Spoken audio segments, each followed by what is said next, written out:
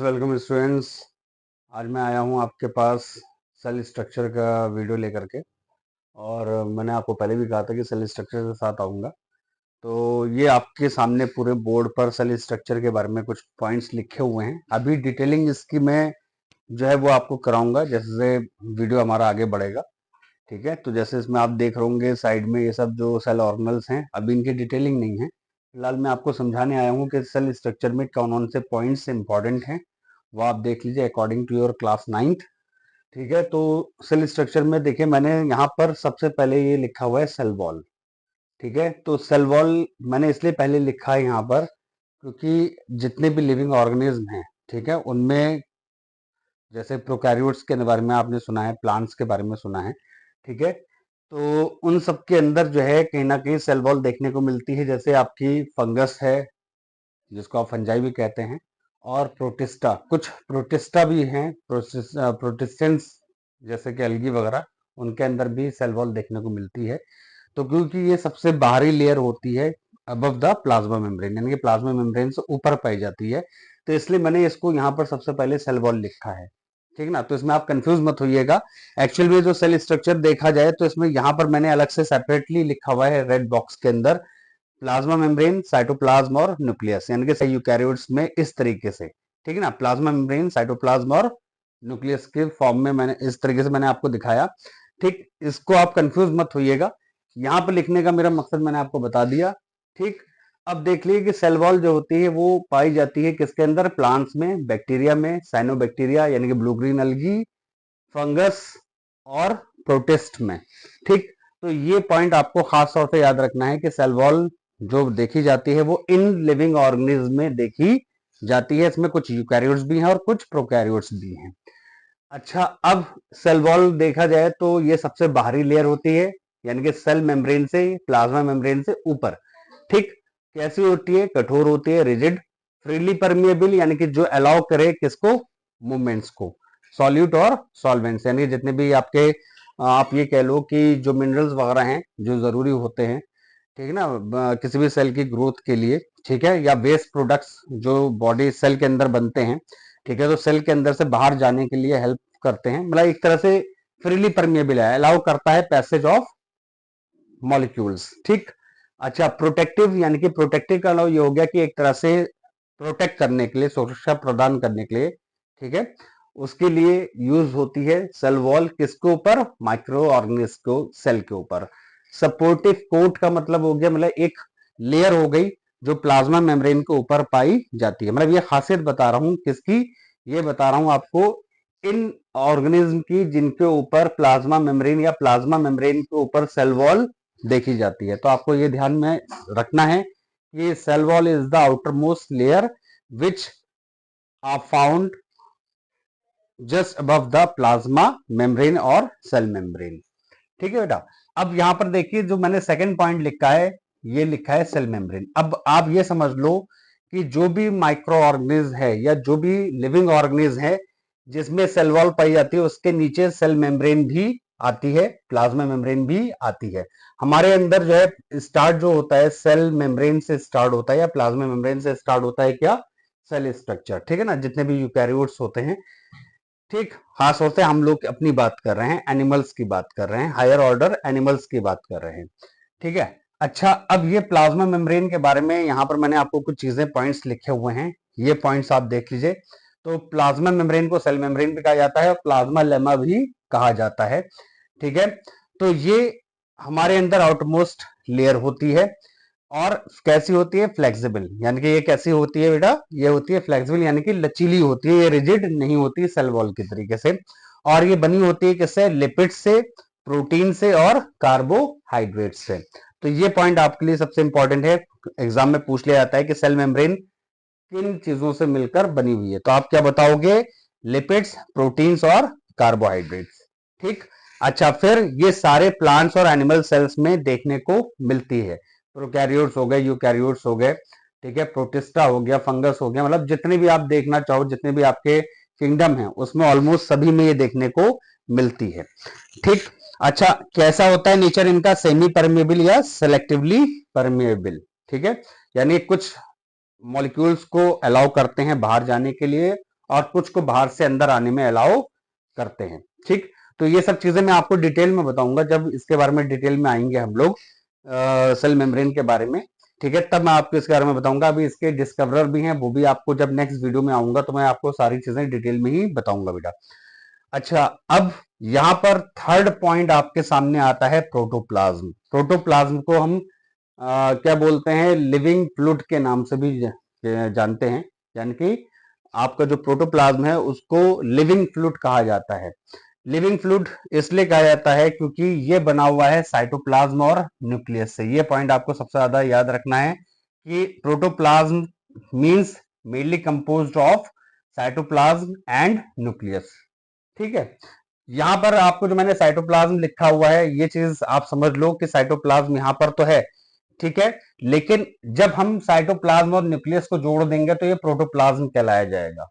ठीक है, इस पॉइंट को आपको इस तरह से समझना है। तो प्रोटोप्लाज्म किससे बना हुआ है, साइटोप्लाज्म और न्यूक्लियस से। अब साइटोप्लाज्म के अंदर क्या क्या चीजें पाई जाती हैं ये आप देख लीजिए, साइटोसोल और सेल ऑर्गेनल्स।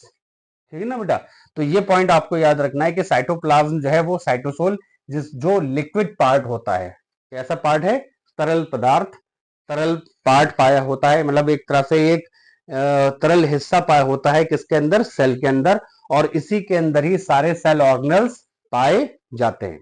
ठीक है, इसी में अगर देखा जाए तो आपका न्यूक्लियस भी इसी के अंदर ही आ गया। ठीक है, मतलब वो भी प्रोटोप्लाज्म, क्योंकि हमने कलेक्टिवली बोला, वैसे पाया जाता है साइटोप्लाज्म के अंदर, लेकिन कलेक्टिवली प्रोटोप्लाज्म कहा जाता है साइटोप्लाज्म के साथ साथ न्यूक्लियस को। ठीक है, अच्छा, अब यहाँ पे सेल ऑर्गेनल्स में अगर देखें तो मैंने यहाँ पे तीन तरीके से इसको डिवाइड कर रखा है। सिंगल मेम्ब्रेनस, यानी कि जो सिंगल मेम्ब्रेन का बना हुआ है वो यहाँ पर आपको तीन दिखाई देंगे, एंडोप्लाज्मिक रेटिकुलम, गोल्गी बॉडी और लाइसोसोम। ठीक है, इन सबके फंक्शंस भी आपको मैं बताऊंगा डिटेल में, और इनका नाम क्या है और इनके डिस्कवरर जो हैं, जो इंपॉर्टेंट है अकॉर्डिंग टू 9th क्लास, वो सारी चीजें मैं आपको नेक्स्ट वीडियो में बताऊंगा। अच्छा, ये तो हो गया सिंगल मेम्ब्रेन, जिनको सिर्फ एक सिंगल मेम्ब्रेन, एक सिंगल झिल्ली, यानी कि एक ही झिल्ली पाई जाती है। ठीक है, वो सेल ऑर्गेनल्स ये हो गए। सेल ऑर्गेनल्स के बारे में मैं ऑलरेडी आप लोगों को बता चुका हूं, कोशिका के अंग, यानी कि ये सब के सब जितनी भी चीजें आप देख रहे हो वो एक सिंगल सेल के अंदर है। सारा स्ट्रक्चर जो आप देख रहे हो ये सब सारा का सारा स्ट्रक्चर किसका बता रहा हूं बेटा, ये बता रहा हूं सेल का, सेल के अंदर का। और ये सब पॉसिबल कैसे हुआ, ये सब आप देख सकते हो with the help of microscope. आप कंपाउंड माइक्रोस्कोप और इलेक्ट्रॉन माइक्रोस्कोप के थ्रू सारी डिटेल स्टडी करते हो। ठीक है, इनके बिना स्टडी नहीं की जा सकती और आप इनके स्ट्रक्चर को नहीं देख सकते, नहीं समझ सकते। ठीक है ना, तो जो भी डिस्कवरीज हुई है with the help of electron microscope और कंपाउंड माइक्रोस्कोप ही हुई है, तभी ये सब चीजें देखी गई और आपके सामने ये पूरी डिटेल आज बताई जा रही है, समझाई जा रही है। ठीक है ना, अब डबल मेम्ब्रेन का मतलब क्या हो गया बेटा, ये वो सेल ऑर्गेनल्स हैं जिनके ऊपर दो लेयर पाई जाती हैं। ठीक है, जैसे प्लास्टिड्स और माइटोकॉन्ड्रिया। ठीक, ये भी मैं आपको बता चुका हूं, प्लास्टिड्स किसके अंदर पाए जाते हैं, यानी कि ग्रीन प्लांट्स के अंदर और कुछ बैक्टीरिया के अंदर। ठीक, और माइटोकॉन्ड्रिया को आप जानते हो, power house of the cell, ये सब आपको डिटेल में बताऊंगा। अब आते हैं नॉन मेम्ब्रेनस, यानी जिसमें कोई भी झिल्ली नहीं होती, डायरेक्ट आपको देखने को क्या दिखाई देंगी, बॉडीज दिखाई देंगी। वो बॉडीज जो किसके अंदर तैरती हुई दिखाई देंगी आपको, साइटोप्लाज्म के अंदर। ठीक, यानी कि साइटोसोल के अंदर ये कह सकते हो। तो इसमें आपका पहला आता है राइबोसोम और दूसरा आता है सेंट्रोसोम्स। ठीक, ये सेंट्रोसोम्स के बारे में आपको मैं बता चुका हूं, ये कहीं ना कहीं सेल डिवीजन में हेल्प करता है। और राइबोसोम्स जो है वो क्या है, प्रोटीन सिंथेसिस में, यानी कि प्रोटीन को बनाने में, उसकी मैन्युफैक्चरिंग में हेल्प करते हैं। तो ये सब सारी डिटेल्स आपको जल्दी बताई जाएंगी। कल मैं आपके पास जो आऊंगा वो आऊंगा डिटेल सेल ऑर्गेनल्स स्ट्रक्चर के साथ, ताकि आपको सारी जो डिटेलिंग है वो दी जा सके। अब इसी प्रोटोप्लाज्म में जो दूसरा पॉइंट है वो आता है, दैट इज न्यूक्लियस। अब न्यूक्लियस देख लीजिए क्या है, क्या होता है, control house of the cell. इसको क्या बोलते हैं बेटा, कंट्रोल हाउस। जैसे हमारा ब्रेन हमारी बॉडी को कंट्रोल करता है, वैसे ही न्यूक्लियस जो है वो आपका पूरे सेल एक्टिविटी को कंट्रोल करता है। ठीक, अब न्यूक्लियस में भी अगर देखा जाए तो आपके चार चीजों से मिलकर के पूरा एक कंप्लीट न्यूक्लियस बना होता है। ये भी आपको पता है न्यूक्लियस किस में पाए जाते हैं, यूकैरियोट्स में, जिसको ट्रू न्यूक्लियस के नाम से यूकैरियोटिक सेल आपको मैंने बताया। ठीक, उन्हीं के अंदर ये सारी चीजें होंगी, लेकिन ये ट्रू न्यूक्लियस जो है वो एब्सेंट होता है किसके अंदर, प्रोकैरियोट्स के अंदर। उनके अंदर ये सारी चीजें एब्सेंट होती हैं, सिर्फ सिंगल स्ट्रैंडेड डीएनए पाया जाता है जो कि साइटोप्लाज्म के अंदर छितरा हुआ होता है। ये डिस्टिंक्शन या डिफरेंस मैं आपको प्रोकैरियोटिक और यूकैरियोटिक सेल की पहले अपने वीडियो में बता चुका हूं। यहाँ इसलिए बता दिया ताकि एक रिमाइंडर हो जाए, आपको याद दिला दिया जाए कि आप ये चीजें समझ चुके हैं, पढ़ चुके हैं। अच्छा, पहला क्या है, न्यूक्लियर मेम्ब्रेन। जैसे कि आप जानते हो कि सेल के ऊपर सबसे ऊपर का जो मेम्ब्रेनस स्ट्रक्चर जो होता है, यानी कि जो झिल्ली होती है, वो होती है क्या होती है, प्लाज्मा मेम्ब्रेन। ठीक, तो ऐसे ही अगर देखा जाए तो यहां पर अगर देखें तो यहां न्यूक्लियस के ऊपर जो आ रही है वो हो रही है केंद्रक भित्ति, यानी कि न्यूक्लियर मेम्ब्रेन, यानी कि ये न्यूक्लियस की सबसे ऊपर वाली लेयर है, जिसको मैंने आपको याद होगा कि अंडे का एग्जाम्पल मैंने बताया था कि एग यॉक के ऊपर जो है, जो आप जर्दी देखते हो अंडे की फ्राई, हाफ फ्राई करने के बाद, तो उसके ऊपर जो झिल्ली आपको दिखाई देती है वो क्या है, that is the nuclear membrane. अब वो पूरा यॉक क्या है, वो आपका न्यूक्लियस कहलाया जाता है। उसके अंदर जो लिक्विड पार्ट है, जो आपको जर्दी दिखाई देती है तरल पदार्थ में, दैट इज द न्यूक्लियोप्लाज्म। ठीक, तो ये भी आपका एक कॉन्फाइंड स्ट्रक्चर हो गया न्यूक्लियस का, और उसके अंदर क्या पाया जा रहा है, न्यूक्लियोप्लाज्म, यानी कि जिसको आप बोलते हैं केंद्रक द्रव्य। ठीक, तो ये न्यूक्लियोप्लाज्म हो गया, लिक्विड पार्ट हो गया। इसी के अंदर आपको फर्दर क्या देखने को मिलेगा, न्यूक्लियोलस। ठीक है, और ये एक तरह से आप कह सकते हो कि राइबोसोम्स को बनाने में, उसकी मैन्युफैक्चरिंग में हेल्प करता है। ठीक है, जिसको आप राइबोसोमल फैक्ट्री के नाम से भी जानते हो। और अब इसी में अगर आप देखो तो इस न्यूक्लियस के अंदर आपको क्या दिखाई दे रहा है, आपको क्रोमैटिन फाइबर यानी कि डीएनए आपको दिखाई देगा। तो ये सब चीजें आपके किसके अंदर पाई जा रही हैं, एक न्यूक्लियस के अंदर, और न्यूक्लियस के अंदर ये चारों पार्ट्स आपको दिखाई दे रहे हैं। और अब अगर आप यहां से पूरा देखो तो ये पूरा का पूरा एक सिंगल सेल के अंदर सारी चीजें पाई जा रही हैं, इसलिए इसका नाम रखा है सेल स्ट्रक्चर या स्ट्रक्चर ऑफ सेल। उम्मीद करता हूं ये सारी पॉइंट्स आपको क्लियर हो गए होंगे। यहां पर मैंने कुछ जो एग्जाम्पल लिखे हुए हैं, स्लाइम मोड्स, अलगी और सीवीड्स, ये वो प्रोटिस्ट हैं जिनके में सेल वॉल पाई जाती हैं। तो मैंने इसको भी बॉक्स में बना करके आपको अलग से दिखाया, ताकि आप इनके नाम को समझने के साथ साथ ये भी समझ जाओ कि जो प्रोटिस्ट हैं वो ये प्रोटिस्ट हैं जिनके अंदर सेल वॉल देखने को मिलती हैं। बाकी स्ट्रक्चर एज इट इज जो बताया गया वैसे ही मिलेंगे। और सीवीड्स का मतलब ये हो गया कि ये वो मतलब सीवीड्स एक तरह से आप ये कह सकते हो कि अलगी भी होते हैं और मैरीन प्लांट्स भी होते हैं छोटे, जो ज्यादातर समुद्र के अंदर पाए जाते हैं, नदी नालों में, तालाबों में, ठीक है, नदियों में, इन सब में देखने को मिलते हैं। तो ये मिलते हैं, जिससे आपको कुछ याद भी आएगा। जैसे कभी आपने अपनी बायोलॉजी लैब में अगार का नाम सुना होगा, तो ये सीवीड से ही निकल करके आते हैं। ठीक है, बस इतना एग्जाम्पल आज आपके लिए काफी है। ये सब चीजें आप देख लीजिए, इसको चाहें तो आप नोट कर सकते हैं।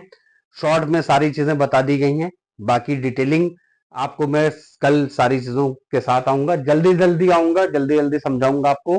ठीक है, और ऐसे ही बनाने का मेरा रहेगा। लास्ट में मैं कुछ चीजें आपके लिए लेकर के आऊंगा, कुछ सवाल जवाब आपसे भी करे जाएंगे, कुछ इंपॉर्टेंट क्वेश्चन डिस्कस करूंगा। ठीक, ये सब चैप्टर के एंड में होगा। अभी फिलहाल आपको सिर्फ समझाना मेरा मोटो है। ठीक, आज के लिए इतना ही। थैंक यू वेरी मच, और मेरे चैनल को लाइक और सब्सक्राइब जरूर करें। Thank you students. हाँ स्टूडेंट्स, ये एक्चुअली रिफ्लेक्शन प्रॉब्लम की वजह से मैं इसको लास्ट में अपलोड कर रहा हूँ, तो इससे आप नोट्स वगैरह बना सकते हैं। Thank you very much.